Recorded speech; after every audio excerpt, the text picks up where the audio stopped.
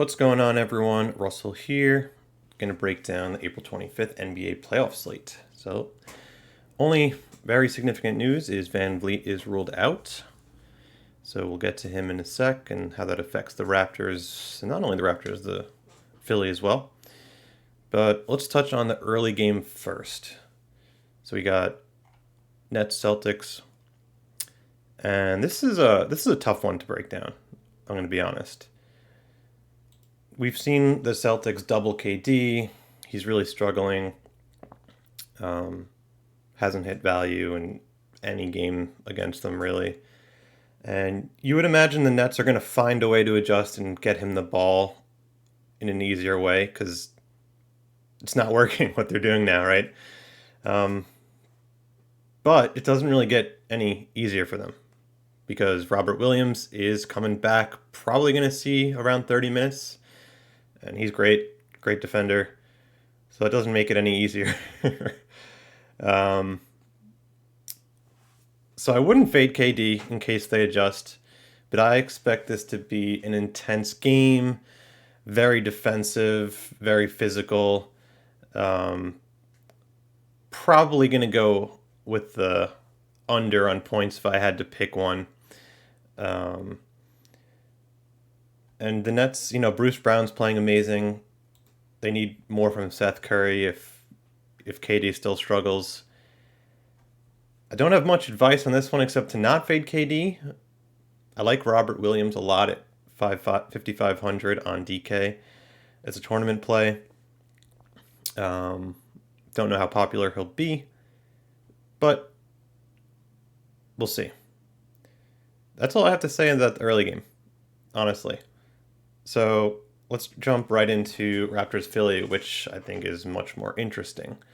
So we got Van Vliet ruled out, and I did a quick on-off on Van Vliet, and some people not really on the team anymore, and Flynn's probably not going to start, with people are going to be on the floor, and Trent, Anunoby, and Siakam.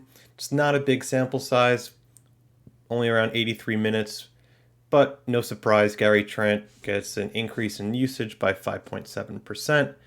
So he's probably going to be popular, but I do like him a lot today, and we can go with that assumption in mind. So if we look who he's correlated with, Gary Trent. I know you can't see this window. So the three highest people he's correlated with are Thad, Barnes, and Siakam, but really just Thad and Barnes are significant ones. And I've always said it. I don't know why the Raptors don't play more Thad. Look what happens. They play him 30 minutes last game, they win. He's great. Never gets enough minutes as he deserves, kind of like Brandon Clark. So I expect the Raptors to throw out Thad more. He's only 3,700, and I love him today, especially if he gets 30 minutes again. He's going to be in a bunch of my lineups, and I'm going to go higher on the field than on him than, what's he projected for? That is projected for 13 to 16%. I think he'll be higher. But if that's true, I expect him to get more than 20 minutes, and he could easily make the optimal. So for my core today, I love Trent, I love Thad, and I do like Scotty Barnes, who will probably take over a lot more of the ball handling responsibilities with Van Vliet out. So pretty much I'm locking those three into a bunch of my lineups. As for what Van Vliet's absence means on the Philly side of things, it is Maxey smash time. I mean, Van Vliet's a great defender. Losing him, I do like both Harden and Maxey. Might be a little counterintuitive to play both, but they actually do have a positive correlation. But I do like Maxey more. We just haven't seen Harden hit his ceiling. And as Maxey goes again in this series, we've seen Tobias go. So I love Maxey. I think he's going to be in the winning lineup, but of course I could be wrong. And I do like Tobias as a leverage play. Here's why. So we got Tobias priced at 6,800, but beneath him, we have Scotty Barnes at a cheap 6K. He's going to be very popular, rightly so. And Bruce Brown has been absolutely crushing, playing amazing, 6,500. If he avoids foul trouble, going to see around 40 minutes again. I expect him to be higher than 17 to 20 because he's proven he's going to be a necessary piece in the series. So not many people are going to want to pay up for Tobias at 6,800 with all these good options below and above him, right? We got Siakam, 9K, Tatum, 9,500, and of course KD, who you expect to have a better his best performance in do or die situation. So I think Tobias will go a little overlooked. It's not the best value, but it is good leverage. So if you're going to lock in Van Vliet, Barnes, Thad, love playing Maxine Tobias in that lineup as well. Hey, Harden could go off, but for Harden and Embiid, the Raptors have done a good job against them. Even though they're losing this series, we just haven't seen Harden and Embiid hit their ceiling from a fantasy perspective. So don't fade them. I like Harden a bit more than Embiid if you're going to go in on one of them for a tournament. But I think the best thing to do, play those three Raptors and Maxey, maybe Tobias if you want a little more leverage and you can afford to fit him in. Siakam at 9K is probably still too cheap. He's going to play close to the entire game. But Van Vliet actually doesn't really affect his usage, and he's actually very highly correlated with Van Vliet. So his ownership might be a little higher than it should be. So, of course, I like Siakam. You can't fade him playing the entire game, monster ceiling, but if I had to pick the Raptors I like, I'm sticking with Trent, Barnes, and Thad. Okay. Let's see, anything else on that game? No, that's pretty much it for that game. All right, let's go to the late game where we got Jazz versus Dallas. So we got Luka coming back last game, playing pretty well, 35 minutes. Love paying up for him today at 10-6. We know his ceiling. And hey, series is tied, so they're going to need him to ball out. Jazz stepping up their game. Gobert hitting that game winner. Probably gets a little more confidence. So that's great for him and the Jazz. One thing that I like that the Jazz did, they played more Clarkson, and I think they should with Conley kind of struggling in this series. Clarkson, last two games, got 30 and 36 minutes. Last game played really well, crushed value, and I don't see a reason why they shouldn't play him another 30 minutes again. It worked. Stick to it until you have to make an adjustment. He's only 4,700, and he's actually positively correlated with Mitchell, which you wouldn't expect. Oh, no, never mind, sorry. With, no, oh wait, that's Conley. Clarkson. Yeah, he is not positively correlated with Mitchell, but he is positively correlated with Gobert. And last game, I mean, Mitchell probably hit around value and Clarkson crushed, so you could still throw them both in the same lineup, which not many people will do. But if I had to pick two Jazz players to stack, it would be Clarkson and Gobert. I mean, Gobert has been underwhelming in this series, but hey, maybe last game is exactly what he needs to turn it around. And if we look at everyone's projected ceiling today, Gobert is right behind Kyrie. It's about 66. So at only 7,100, I think it'll be lower than 21 to 25. Love him as a tournament play today. With Luka back, they didn't give as many minutes to Kleber, so maybe Gobert is able to stay on the floor more. So love him and Robert Williams as tournament plays in the center spot. Another thing that's interesting in that game, if we look at Bogdan's price at 5,800, notice he's right above Trent. There's no shot he's going to be more popular than Trent. That's definitely not right. I think, at least.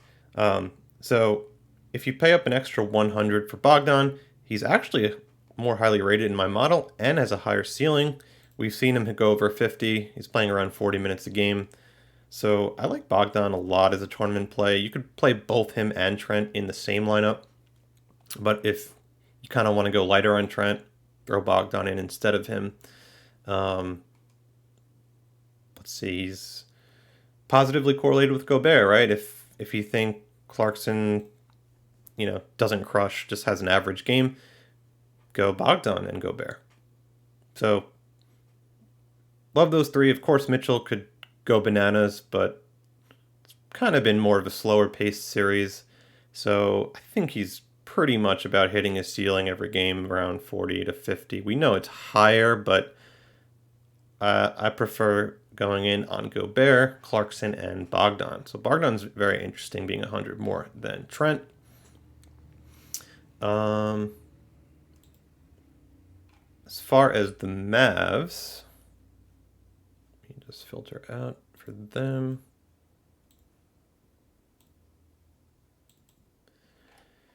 All right, so if we check Luka's correlation page, he's most highly correlated with Bullock. Now, Bullock hasn't really done that much from a fantasy perspective, but he's playing ridiculous minutes, 44 to 45 a game. He does have a high ceiling, so if you're going to play Luka, I don't hate Reggie at 4,800, especially with them playing Kleber less. They're going to need him and Finney Smith for their perimeter shooting. So I like Reggie a lot as a tournament play. 4,800 might be a little expensive for his average output, but if he hits his ceiling, that's an absolute steal. So if you're going to play Luka, throw Reggie with him in a couple if you're making more than one lineup. All right, let's look at everyone's price again, see if there's anything I missed that I wanted to touch on. It'll be interesting to see who's more heavily owned, Kyrie or Harden. Harden's projected for more, but he was really low owned the past couple games on the slates. So it'll be interesting to see if he actually is higher owned than Kyrie. Maybe Van Vliet being ruled out will make him more popular, but I don't know. I think more people will gravitate to Kyrie in a do or die game. But I don't think you could fade either. So if you like Maxey and Harden, you can play them in the same lineup, even though in this playoffs they've kind of been inversely related in this specific series, but if we look at it for the general season, they have been positively correlated. So don't be afraid to throw both of them in the same.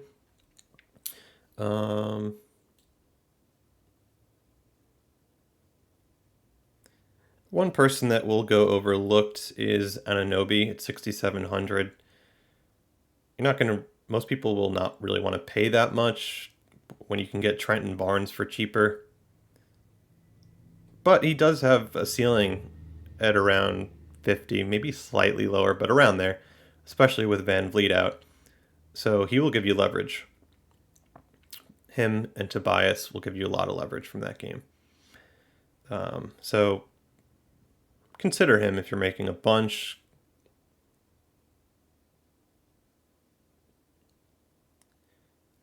Curry is actually highly rated in my model. Let's see where he is again. Yeah, he's right around here. Haven't seen him do much this playoffs, but he's cheap at 4,400, cheaper than Bullock. I think Bullock does have a higher ceiling, but with Seth being cheaper, wouldn't be the worst person to play from the early game if you think KD's continuously going to struggle, and especially if Bruce Brown's threes and scoring doesn't happen this game. I mean, he's been playing amazing, but if his shots aren't falling, someone else is going to have to step up aside from Kyrie. Seth makes a lot of sense. Played 34 minutes last game, so definitely could hit around 40 fantasy points if he catches fire. So if you don't love KD, you think he's still going to struggle, if you'd rather pay for Harden than Kyrie, but you still feel like you have to play a net, you don't have to, right? They could struggle and then series over, right? But if you want to play a net from that game, Curry at 4,400 is a pretty good option today, I think. And he will give you leverage as well. Conley's interesting one, hasn't been playing great. Most people will probably roster Clarkson over him. I think he'll be a little lower owned than 26 to 30. So if you want to take that chance on that Conley Gobert stack that in the past playoffs has worked very well, wouldn't be the worst day. And if you want, you could also go Conley, Gobert, and Bogdan for a lot of leverage. So I also like that trio for one of my favorite stacks in addition to Trent, Scotty, and Thad. Tatum's been crushing. He's the highest rated player in my model. And I don't think people want to pay up for him. Like, he's projected to 21 to 25, which is probably lower than it should be based on his production in the series. I think he had like 5 steals last game, so he's crushing in every aspect.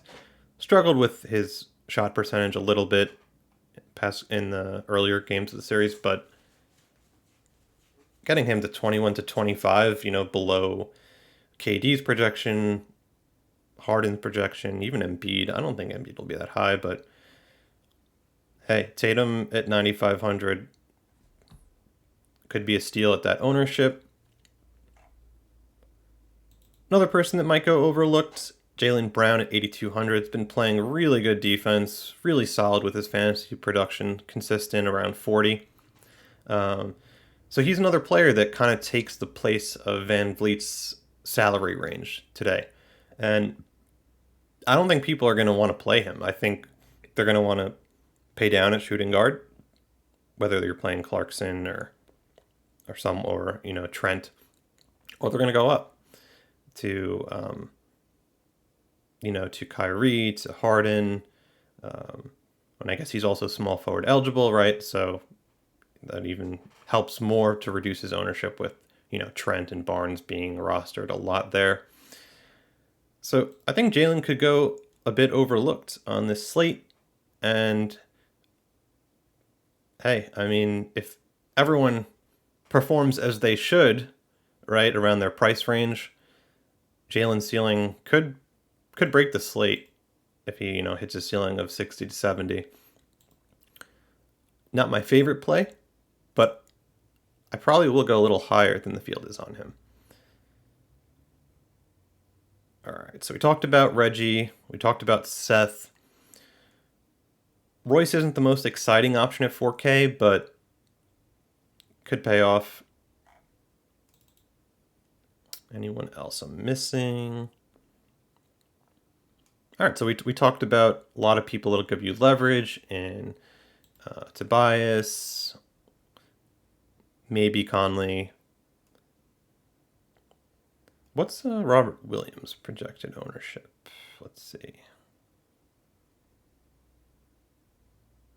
Oh, there he is. 21 to 25. That's fair.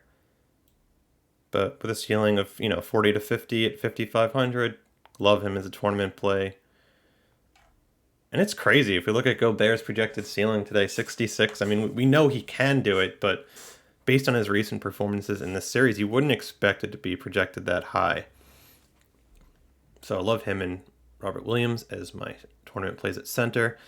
And one other thing I wanted to look at. So here I'm sorting by highest projection first and ranked to the lowest. So one discrepancy I always look for, I've touched on it before. So here's an example. Actually, let me just go to small forward for this. Okay. So if we see Trent, he's pretty much the same exact price as Bogdan, 5,700, a little 100 cheaper, right? Oh, he's actually projected less than Bogdan. That's interesting. I was assuming Trent's projection was going to be higher than Bogdan's, but Bogdan's ceiling is higher projection. Okay, so never mind. Let's find another example.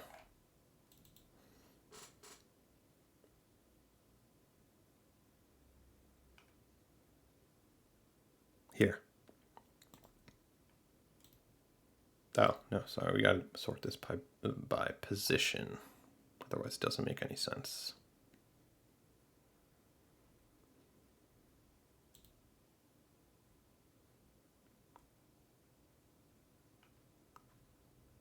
Bear with me for a sec. All right, nothing. Point guard. Shooting guard. Here we go. So Mitchell's cheaper than Kyrie, projected for slightly less than Kyrie, but his ceiling is actually higher. Now, I said I don't love Mitchell's chances of hitting that ceiling in a slower paced game, but with Luka coming back, things could get wild, as we've kind of seen last game. Maybe it picks up the pace with him, playing his full allotment of minutes. So Mitchell is projected more than Kyrie, which makes sense, but that could be an indication of a good play when their projection is lower than someone around their price point, but their ceiling is higher.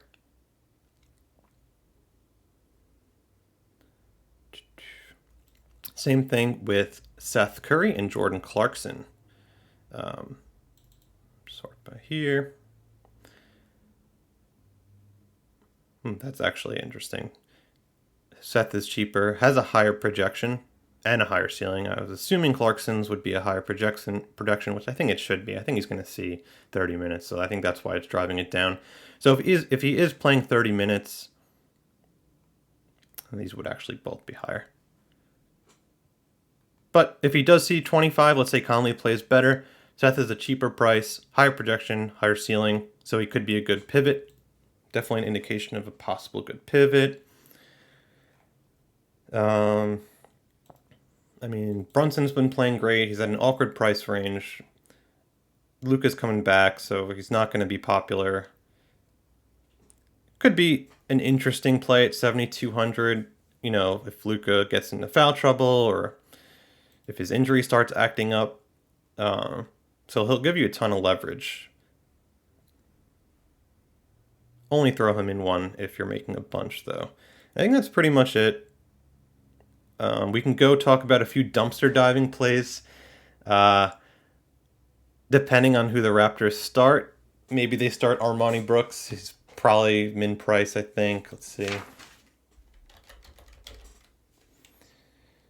Is he not on here? He's not on here. I think he's 3K. And another play could be interesting. Patty Mills saw 23 minutes last game and played well. Hit his threes, was struggling before that. So, he's a vet. They're backed into a corner. So if he sees, over 20 minutes at 3,100, could be a really good dart throw at near min price.